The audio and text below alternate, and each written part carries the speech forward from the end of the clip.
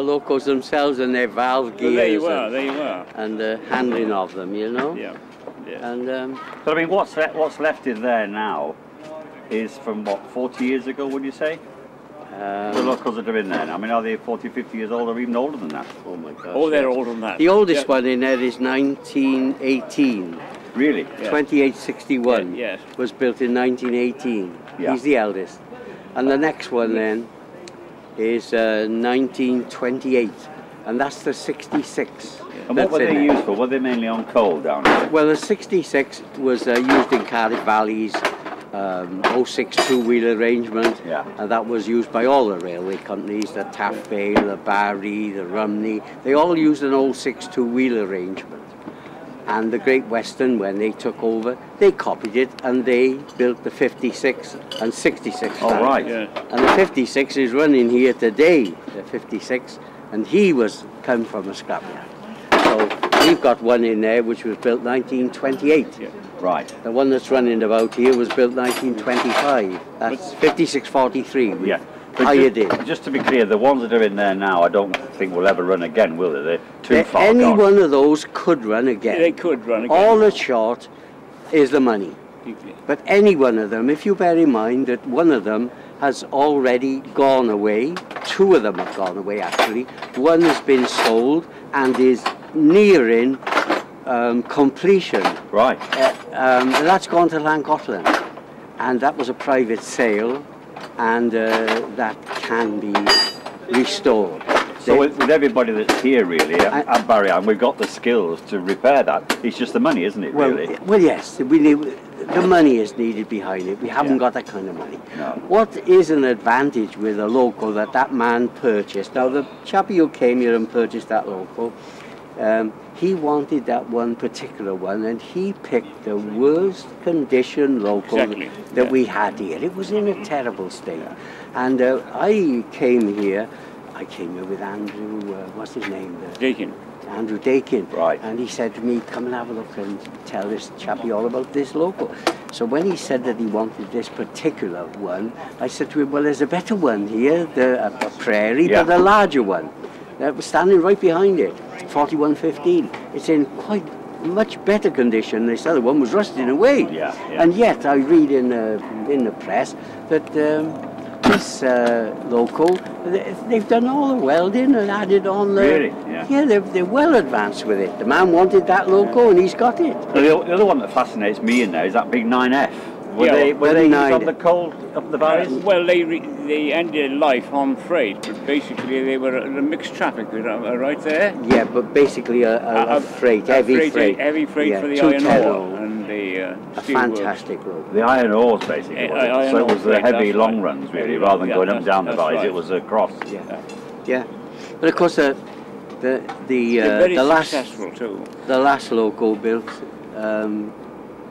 for the Great Western Evening Star, Evening Star. The last steam loco built, and that was a 9F. Wasn't it? That came to Canton, you know. So so did the other 9F that we've got in here. We've got 92245 in here. Yes. Now when that we had that at Canton, and we also had 92220, and that was the last one, wasn't it? That was Evening Star. That was the last one built. So even though the other one's got a higher number, he did turn out from a different work. I think David Shepherd's got that, hasn't he? No, David Shepherd's got Black Prince. Black Prince. And what David Shepherd did, when he purchased Black Prince, he also purchased the pony wheels of 92245. Right. So if you notice, they're gone. They're gone. Yeah. An interesting thing with David Shepherd, that for his wife's birthday, he bought her a locomotive. Did you really? He did. For her now birthday? I'm trying to think. Yes, I'm trying to think of the name of the locomotive. I can't at the moment, but that's at the time he purchased the Black Prince. He also bought her a locomotive for her birthday. And he's paid for all that with all his paintings. With all his paintings, is animals. That's right, the African. You mentioned that 280 in there, the Great Western. I think the first pattern for that came out in 1902. And it was built right the way through to about 1927. Yeah. The only alteration from the first and the last is the fact that the main steam pipe to the cylinders were inside at one time, and then the later version had the steam pipes on the outside, and they had a larger cab. And they were numbered 38s as opposed to 20. So that was the only difference. Their job was heavy freight. Yeah. Right through their lives. Yeah. So then, were you at Canton Sheds at one time? I was at Canton. Yeah, so did you have I spent all my time at Canton, except for I did 12 months at Swindon as a young fireman. When I was first made a fireman. Castles and Kings in there? Castles and Kings in Canton? Yes, at Canton, yes. In the late days of steam, we had Kings.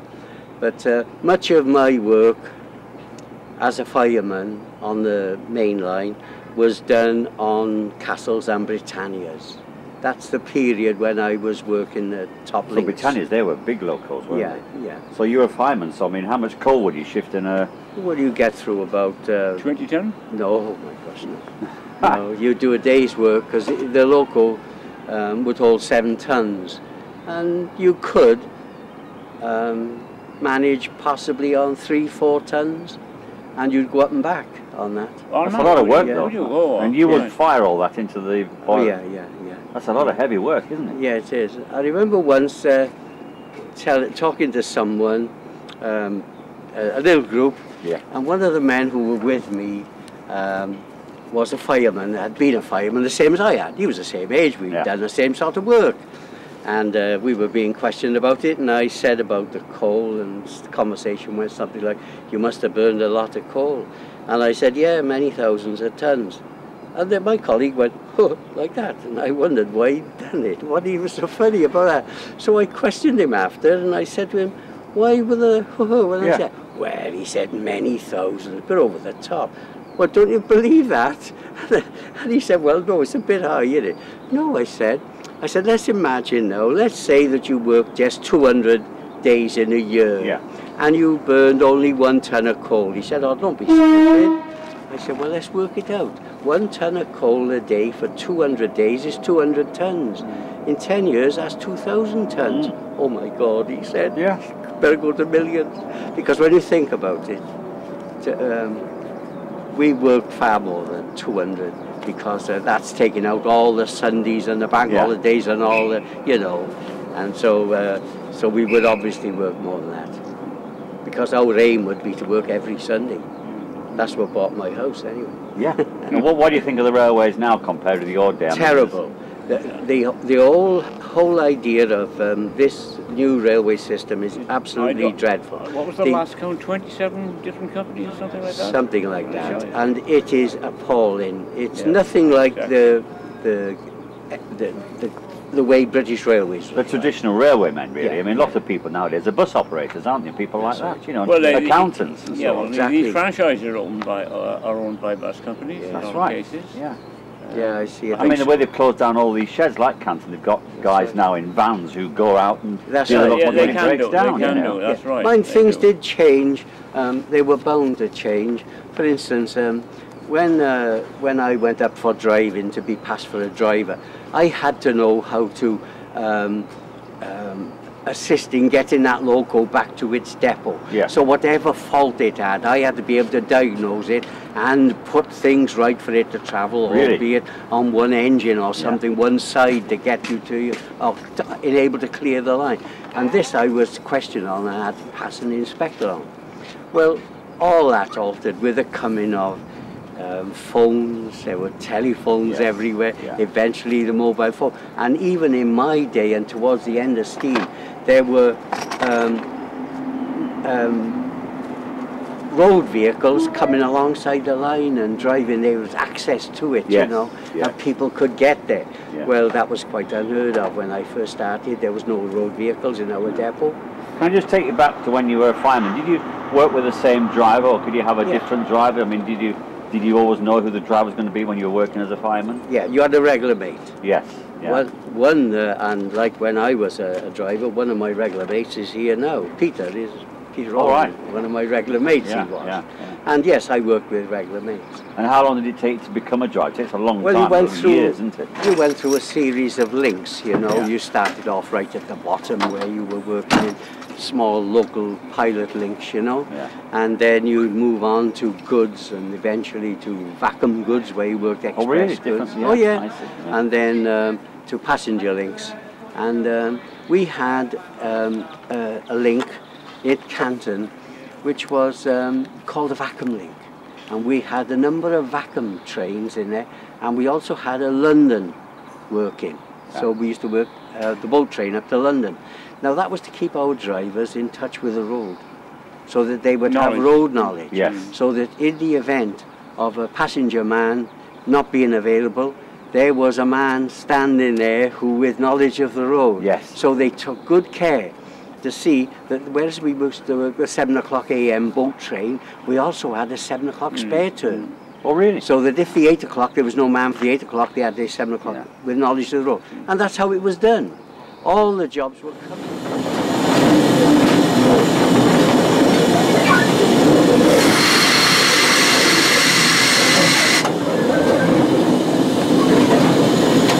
No weights anyway.